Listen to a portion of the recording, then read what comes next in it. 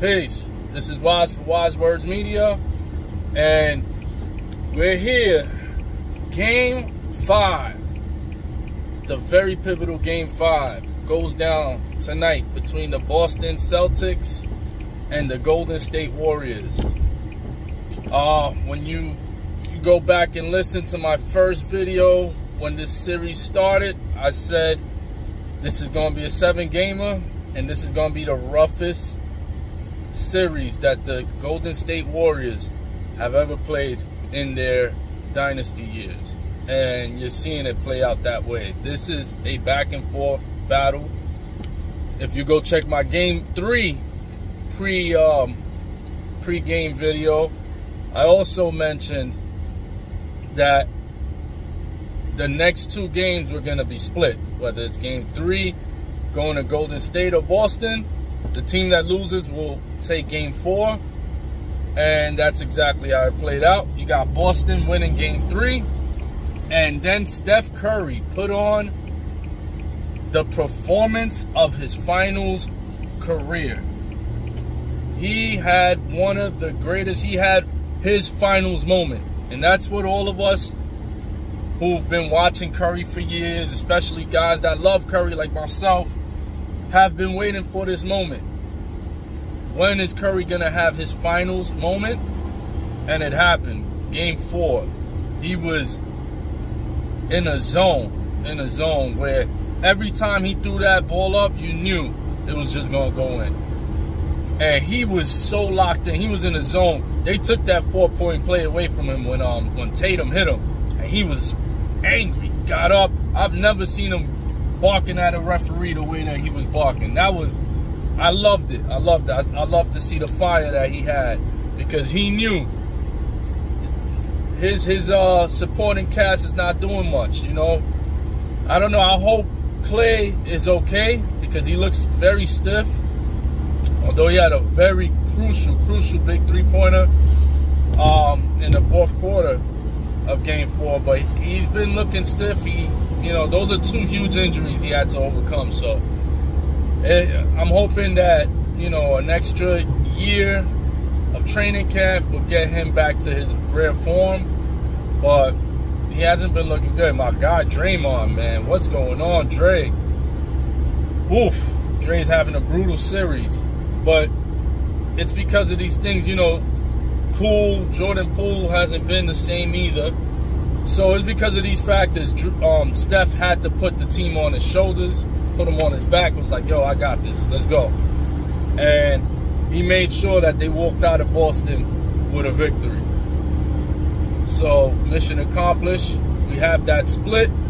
And now we're back to that pivotal Game 5 now. Who will take the commanding 3-2 lead?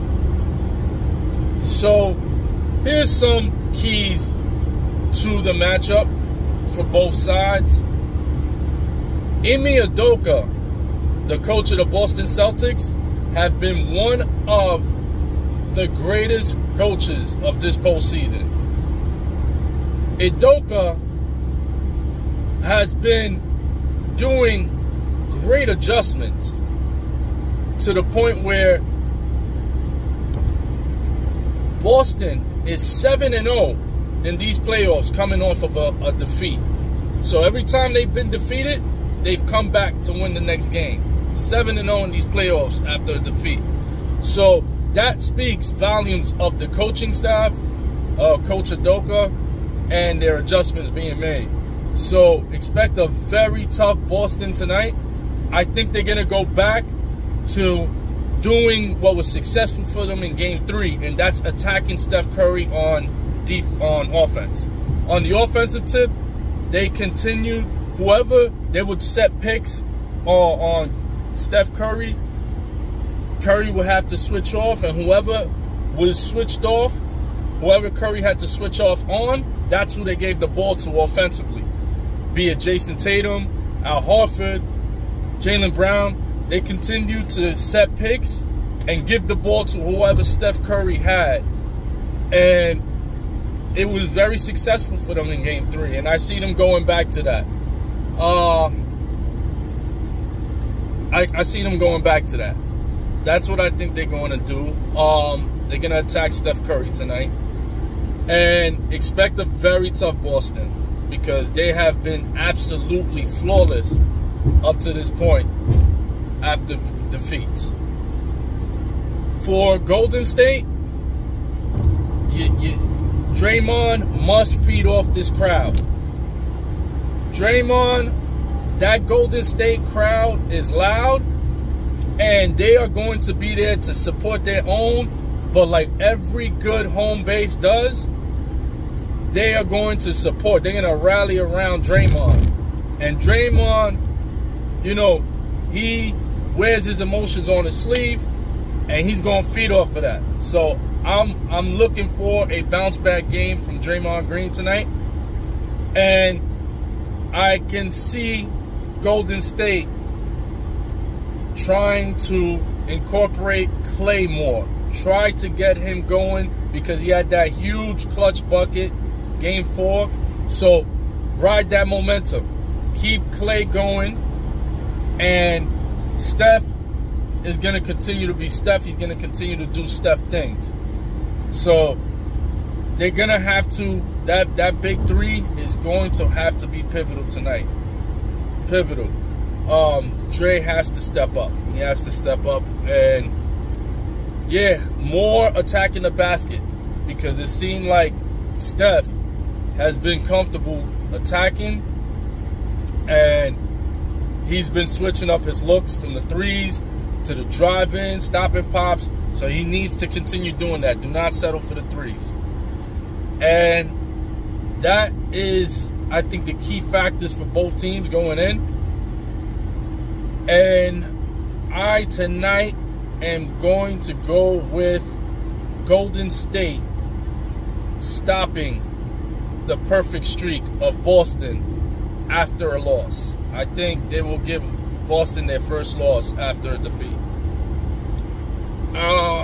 Switching things up, want to go into the Boxing Hall of Fame. Congratulations to one of the greatest boxing classes of all time to be inducted. You have TBE himself, Floyd Mayweather, who was inducted. You have another undefeated champion who retired undefeated, Andre Ward. You have Puerto Rico's own Miguel Cotto. And these were some of the names, you know, that were celebrated this weekend. And it's a tremendous class. This is well earned, well deserved, both for all these fighters who've done so much for the sport. You know, beautiful weekend also for Miguel Cotto to be inducted, being that his Puerto Rican Day Parade